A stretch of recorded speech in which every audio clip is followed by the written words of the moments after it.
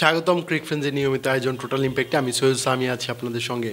বিপিএলের প্লে অফের খেলা চলছে। বিপিএলের পরই আসলে আমরা চ্যাম্পিয়ন্স ট্রফিতে খেলতে যাব। সেখানে বাংলাদেশ দল খেললেও এর বাইরেও আরেকজন কিন্তু বাংলাদেশে থাকছেন, তিনি শরাফতুল্লাহ ইবনে শহীদ সৈকত। তিনি আম্পায়ারিং করবেন এই টুর্নামেন্টে। এগুলো নিয়ে কথা বলার জন্য হাজির হয়েছি। কারা কারা আছেন আম্পায়ার, সেখানে কোন দেশের আম্পায়াররা আসলে জায়গা পাননি, এগুলো নিয়ে কথা বলবো। আমার সঙ্গে আছে মোহাম্মদ সাদমান। সাদমান, স্বাগত। ধন্যবাদ। সৈকত যে মানে রিসেন্ট টাইমসে খুবই ভালো আম্পায়ারিং করছেন, এলিট প্যানেলে জায়গা পেয়েছেন, তাছাড়া ইন্টারন্যাশনাল ম্যাচে আমরা নিয়মিত তাকে আসলে দেখতে পাচ্ছি। সব মিলে আসলে কেমন লাগছে যে সৈকত এবারে চ্যাম্পিয়ন্স ট্রফিতে আম্পায়ারিং করবেন?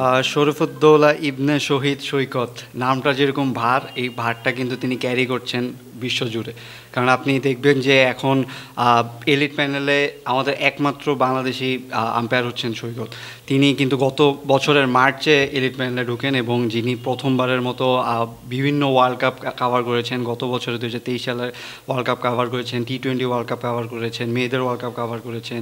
এছাড়া ইন্টারন্যাশনাল সিরিজ যেগুলো হয় সেখানেও কিন্তু অনেক অনেক জায়গায় তিনি কভার করছেন। এই প্যানেলে আসলে এইরকম বড় যেসব আইসিসি টুর্নামেন্ট হবে আমরা হয়তো সবসময় এখন থেকে নিয়মিতই হয়তো তার এই মুখটা দেবো, কারণ তার আম্পায়ারিং স্কিল বা সব কিছুই কিন্তু আপনি দেখছেন যে কত ভালো হচ্ছে।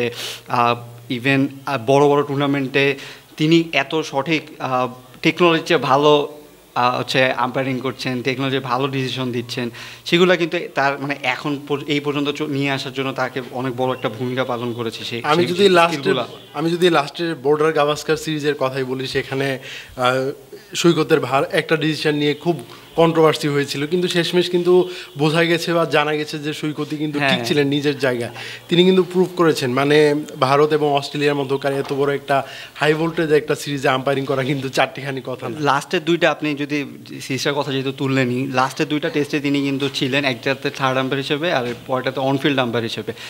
থার্ড আম্পায়ার হিসেবে যিনি ছিলেন তখন কিন্তু যেই ইনসিডেন্টের কথা বলছিলেন, জ্যাসওয়েলের একটা আউট নিয়ে, যেটা অনেক ইম্পর্টেন্ট একটা উইকেট ছিল, সেখানে আপনি টেকনোলজিতে দেখা যাচ্ছিল স্নিকোতে তার সেটা লাগেনি, মানে কোনো স্পাইক নেই, কিন্তু এমন একটা ডিভিয়েশন হয়েছে বা বলটা সরে গিয়েছে, যেটা হচ্ছে থার্ড আম্পায়ার নিজে থেকে একটু চেঞ্জ হয়ে গিয়েছে, যেখানে এটা নিয়ে কিন্তু অনেক কন্ট্রোভার্সি হয়েছে বা বলা হয়েছে যে স্নিকো তাহলে দরকার কি যদি আম্পায়ার ডিসিশন দেয়, কিন্তু তাকে কিন্তু সবাই ব্যাক করেছে। সৈকত যখন এই ডিসিশনটা নিয়েছে, যারা প্লেয়ার ছিলেন বা অফিসিয়াল যারা ছিলেন, এক্স অফিসিয়াল যারা ছিলেন, সবাই কিন্তু বলেছেন যে সবসময় স্নিকোতে আপনার আসবে না, হালকা সাউন্ড না হলেও যদি না বুঝে তাহলে কিন্তু স্পাইক উঠবে না। সো সাউন্ডটা না হলেও যে হালকা টাচে যে সেটা সরে গিয়েছে, এটা আম্পায়ারের স্কিল, যে তিনি বুঝতে পেরেছেন যে আর ইন্ডিয়ার এগেনস্টে একটা ডিসিশন দেওয়া কত বড় একটা চাপের ব্যাপার হতে পারে সেটা আপনি খুব ভালোভাবেই জানেন। সো সেই ক্ষেত্রে তিনি কিন্তু খুব ভালোভাবে নিজের গার্ডসটা ধরে রেখে তিনি কিন্তু ডিসিশনটা দিয়েছেন। এর পরের ম্যাচটা যদি আপনি দেখেন, আপনি নিশ্চয়ই মনে আছে যে বুমরা এবং কনস্টান্সের মধ্যে খুব একটা দ্বন্দ্ব চলছিল মাঠের ভিতরে। সেই দ্বন্দ্বটা থামিয়েছিলেন সৈকত, সেই দ্বন্দ্বের মাঝামাঝি ছিলেন সৈকত। সো তার এই যে ম্যান ম্যানেজমেন্টের স্কিল বা অন ফিল্ডেও যার যে এত ভালো স্কিল, সেটা কিন্তু তিনি বারবার প্রুভ করে যাচ্ছেন এবং সেই প্রুভের কারণেই এখন তিনি এলিট প্যানেলে রয়েছেন এবং আইসিসির যত বড় বড় টুর্নামেন্ট হয় সবগুলোতে আমরা বাংলাদেশের দল যাই করুক, আমাদের বাংলাদেশে আরেকজনকে আমরা সবসময় মাঠে দেখতে পাচ্ছি। 15 সদস্যের যে ম্যাচ কর্মকর্তাদের নাম প্রকাশ করেছে, সেখানে কিন্তু অনেক বড় বড় নাম আছে। কুমার ধর্মসেনা, রিচার্ড ইলিংওথ, রিচার্ড ক্যাটেলবরো, সব মিলিয়ে কিন্তু রিচার্ড ক্যাটেলবরোর নামটা আসলে একটু বলতেই হয়। তিনি আসলে ভারতের জম হিসেবেই আসলে ধরা দিয়েছেন। ভারতের বিপক্ষে যে কয়টা ম্যাচে তিনি দায়িত্ব পেয়েছেন সবগুলোতে আমরা অনেক বেশি দেখতে পেয়েছি যে ভারতের বিপক্ষে কঠিন কঠিন ডিসিশন দিয়ে দলটাকে বিপদে ফেলতে আসলে মানে খুবই পটু তিনি। তারই থাকাটাও কিন্তু মানে অনুমেয় ছিল, তিনি থাকবেন। তার থাকাটা ভারতের বিপক্ষে ম্যাচগুলোতে আসলে কতটা মানে জমজমাট দেওয়া যায় বা কতটা দিবে সেটা এখন আমরা আসলে দেখব। আপনি বলছিলেন যে 15 সদস্যের দল, সেখানে 12 জন পরিচালনা করবেন, 3 জন রেফারি রয়েছেন। তাদের মধ্যে কিন্তু 6 জনই 2017 সালেও পরিচালনা করেছেন। সেখানের মধ্যে যে ক্যাটেলবরো ছিলেন, কুমার ধর্মসেনা রয়েছেন, ক্রিস গ্যাফেনে রয়েছেন, রিচার্ড ইলিংওয়ার্থ রয়েছেন, পল রাইফেল এবং রড টাকার রয়েছেন। এরা কিন্তু আগেরবারও ছিল। আর এছাড়াও যারা রয়েছেন তারা হচ্ছেন মাইকেল গফ, আদ্রিয়ান হোলস্কর, এহসান রাজা, অ্যালেক্স ওয়ার্ফ এবং জোয়েল উইলসন। মানে স্বাগতিক দেশ পাকিস্তান থেকে একজন কিন্তু আছেন আহসান রাজা। এছাড়া কিন্তু ভারতের কোনো আম্পায়ার নেই। হ্যাঁ, এটা একটা মানে বিশাল একটা ডিসিশন মনে হচ্ছে নেওয়া হয়েছে, কারণ কেউ একজন থাকছে না ভারতের এখানে, আসলে বড় একটা ইম্প্যাক্ট ফেলছে পাকিস্তানের টুর্নামেন্ট। মানে ভারতের আম্পায়ারদের লিস্ট করলে নীতিন মেননের নামটা কিন্তু খুবই উপরের দিকে থাকে, খুবই হাইলাইটেড একজন মানে আম্পায়ার। এবং শ্রীনাথও কিন্তু ম্যাচ রেফারি হিসেবে থাকে সময়, হ্যাঁ।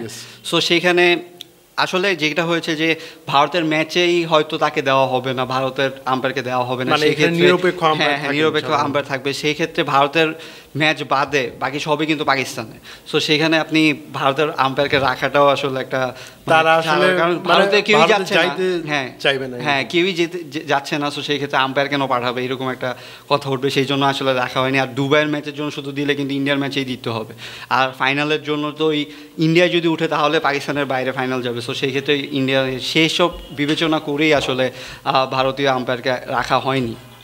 সো সেক্ষেত্রে বাংলাদেশের আম্পায়ারের মানে আমাদের যে একজনই রয়েছেন তার রাস্তাটা অনেকটাই ক্লিয়ার হয়ে গেছে, তিনি তার যোগ্যতাতেই গিয়েছেন সেখানে। আসলে ভারতীয় না থাকার, হ্যাঁ, কোনো ভারতীয় নাই দেখে যে থাকছে না সেরকমও না, কিন্তু তিনি, আমরা তো বাইরে দেখছি, ইভেন দেশের মাটিতেও কিন্তু আমরা তাকে দেখেছি। আমরা কিন্তু এবারের বিপিএলে কিন্তু মানে সবচেয়ে বেশি পারিশ্রমিক পাওয়া আম্পায়ার হলেন সৈকত। তিনি এত হাইলি রেটেড হচ্ছেন দেশে বিদেশে, সব মিলে আসলে কেমন লাগছে? খুবই ভালো, মানে তিনি কিন্তু এই প্রথমবারের মতো এলিট প্যানেলের কেউ একজন বিপিএল এর আম্পায়ারিং করেছেন, এবং সেটা এর আগে বিদেশি অনেকেই করেছেন, মানে বাংলাদেশি হিসেবে। হ্যাঁ। সো সেই ক্ষেত্রে সেই অনুযায়ী কিন্তু তার স্যালারিটা রেমুনারেশনটা কিন্তু এর জন্য এত বেশি, প্রায় $2,000 মতো, যেটা 2 লাখ প্লাস বা 2.5 লাখের মতো একটা অ্যামাউন্ট রয়েছে, সেটা অন্যদের থেকে অনেক হচ্ছে আগানো। সেক্ষেত্রে আমার মনে হয় যে তার এই সম্মানটা আসলে তিনি প্রাপ্য। তিনি এখানে আসলে অন্য কিছুর দ্বিমত নেই, তিনি যেভাবে আসলে ইন্টারন্যাশনাল লেভেলে কাজ করে যাচ্ছেন, ইভেন এই যে বিপিএল ফাইনাল যে হবে সেখানে কিন্তু বাংলাদেশে এনার থাকার কথা, কিন্তু তিনি কিন্তু থাকতে পারছেন না, কারণ ইন্টারন্যাশনাল একটা সিরিজে তিনি ভারতের সিরিজে, ইংল্যান্ডের সিরিজে।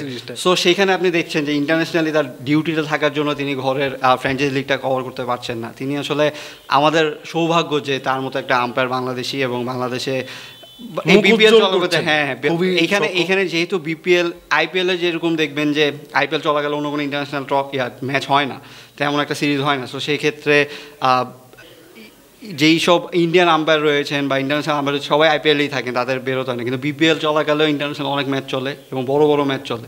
সেই ক্ষেত্রে তাকে টেনে নিয়ে যাওয়া হয়েছে, বিপিএলের চেয়ে আসলে ওইখানে ইম্পর্টেন্সটা বেশি দেওয়া হয়েছে। এবং যেহেতু তিনি আইসিসি এলিট প্যানেলের আম্পায়ার, আইসিসির কথা অনুযায়ী তাকে কাজ করতে হবে। সো আমরা বিপিএলে না পেলেও ইন্টারন্যাশনালি তাকে আমরা পাচ্ছি, ফিউচারে হয়তো তাকে আইপিএলও দেখতে পাবো। অবশ্যই। ধন্যবাদ সাদমান আমার সঙ্গে থাকার জন্য।